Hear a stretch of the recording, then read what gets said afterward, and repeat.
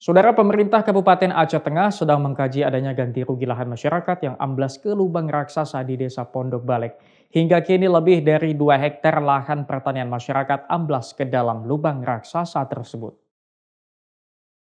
Amblasnya tanah hingga menyebabkan lubang raksasa di Desa Pondok Balek, Aceh Tengah menimbulkan kerugian besar bagi masyarakat yang lahan pertaniannya amblas ke dalam lubang raksasa. Hingga kini lebih 2 hektar lahan masyarakat amblas dan hingga kini longsoran masih terus mengancam lahan pertanian masyarakat. Warga sendiri berharap agar pemerintah daerah memberi ganti rugi terhadap masyarakat yang lahan pertaniannya terdampak. Pemkab Aceh Tengah sedang mengkaji proses penggantian lahan kebun masyarakat, juga mempersiapkan lahan lain milik Pemkab yang bisa digunakan masyarakat terdampak. Ini kan kebun warga yang amblas itu kan sudah ada 2 hektar paling nggak lebih untuk lahan masyarakat, Pak, ya.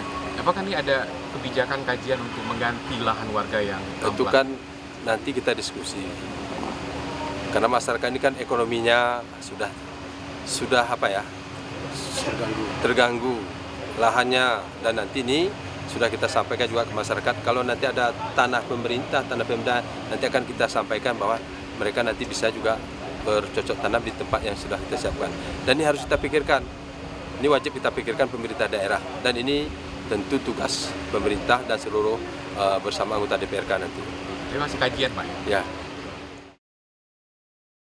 Pemerintah kabupaten juga mengimbau warga agar tetap waspada dan menjauhi daerah longsoran sesuai petunjuk petugas yang berjaga di area longsoran.